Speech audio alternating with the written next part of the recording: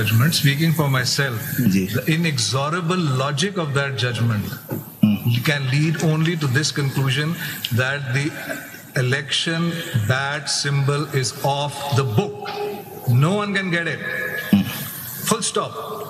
Not for this general election 2024. That is the logic. Anything that deviates from this logic deviates from the judgment.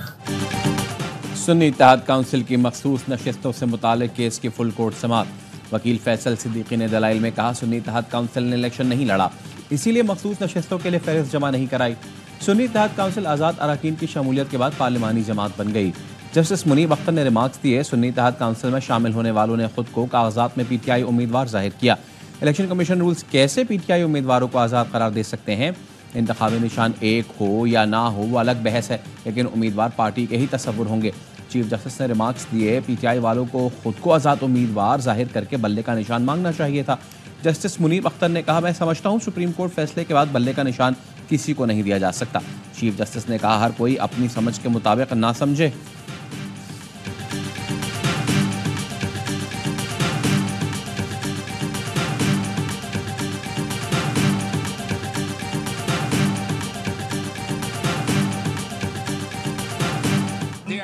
The certificate of PTI along with the nomination form, which means that they contested the election through the platform of PTI. Sir हम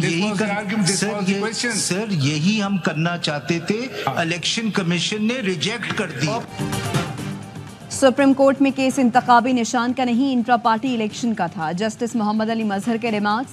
justice Munib Akhtar ने कहा, इंतखाबी निशान का मसला खुद election commission का अपना खड़ा किया हुआ था, जिसका हल इलेक्शन कमीशन ने उम्मीदवारों को आज़ाद करार देकर निकाला। सियासी जमात को इंतखाबी निशान से महरूम करना सारे तनाज़े की वजह बना। चीफ जस्टिस ने पूछा, क्या सुप्रीम कोर्ट फैसले में लिखा है कि बल्ले का निशान किसी और को अलॉट नहीं हो सकता? वकील फैसल सिद्दीकी ने कहा, ऐसा कुछ नहीं लिखा। चीफ जस्टिस ने कहा, आपका बहुत शुक्रिया। वकील फैसल सिद्दीकी ने कहा, लाइटर नोट में कहता हूं, अगर चीफ जस्टिस वजाहती नोट लिख देते तो ये मसले हल हो जाते। चीफ जस्टिस ने कहा, मैं भी लाइटर नोट में कहता हूं, ये सारे मसले ना होते अगर आप इलेक्शन करा देते।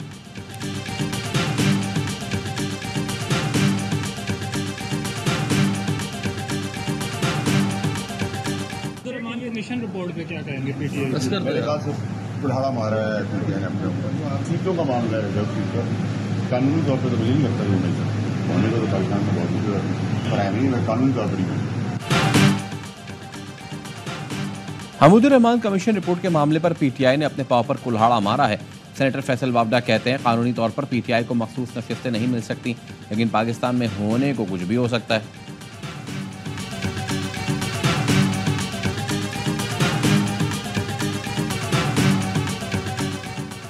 इलेक्शन कमीशन ने एमएनए तारिक फजल चौधरी, अंजुम अकील और खुरम नवाज की इलेक्शन ट्रिब्यूनल तब्दीली की दरखास्तों पर फैसला महफूज कर लिया।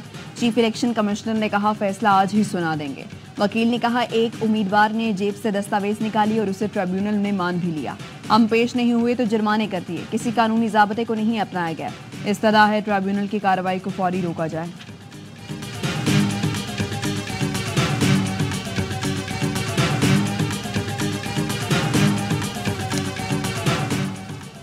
दफ्तर खारजा को स्पीकर असम्बली और चेयरमैन सेनेट से डी क्लासिफाइड साइफर की कॉपियां मौसूल। ज़राए का कहना है, बानी पीटीआई की हुकूमत में साइफर की डी क्लासिफाइड कॉपीज दोनों दफातर को भिजवा दी गई थी। दोनों दफातर ने सिक्योरिटी प्रोटोकॉल के तहत डी क्लासिफाइड कॉपियां वजारत खारजा भिजवाई। कॉपियां साइफर के मजीद सियासी इस्तेमाल के रोकथाम के तहत वापस मंगवाई गई।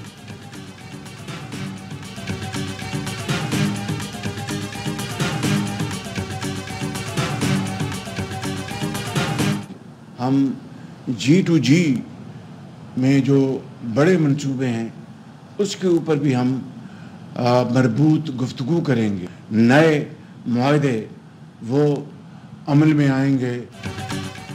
वज़ीर-ए-आज़म शहबाज शरीफ दौरा चीन के लिए लाहौर से रवाना। कहते हैं, चीन पाकिस्तान का ऐसा दोस्त है जिसकी दुनिया में कोई मिसाल नहीं मिलती।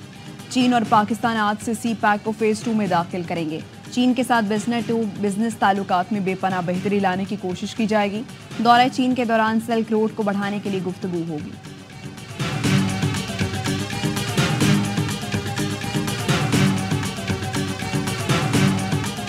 एमकेएम रहनुमा मुस्तफ़ा कमाल ने अदलिया मुखालिफ बयान पर गैर मशरूत माफ़ी मांग ली। सुप्रीम कोर्ट कराची रजिस्ट्री में बयान हल्फी जमा करा दिया।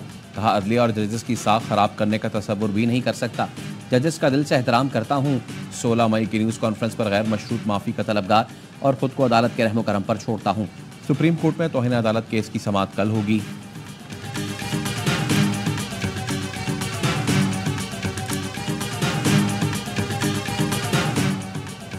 सेनेटर फैसल वाडा ने तौहीन अदालत नोटिस पर सुप्रीम कोर्ट में जवाब जमा करा दिया। गैर मशरूत माफी मांगने से इनकार। जवाब में लिखा, प्रेस कॉन्फ्रेंस का मकसद अदलिया की तौहीन नहीं, मुल्क की बेहतरी था।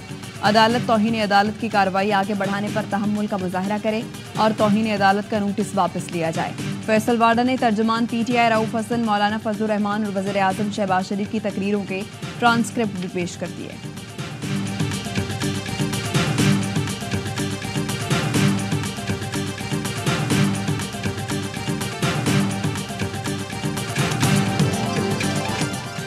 और वफाकी बजट पेश करने की तारीख में मजीद तौसी का इम्कान। बजट 10 के बजाय 12 जून को पेश किया जा सकता है। ज़राए का कहना है बजट पेश करने की अब तक कोई हतमी तारीख नहीं दी गई।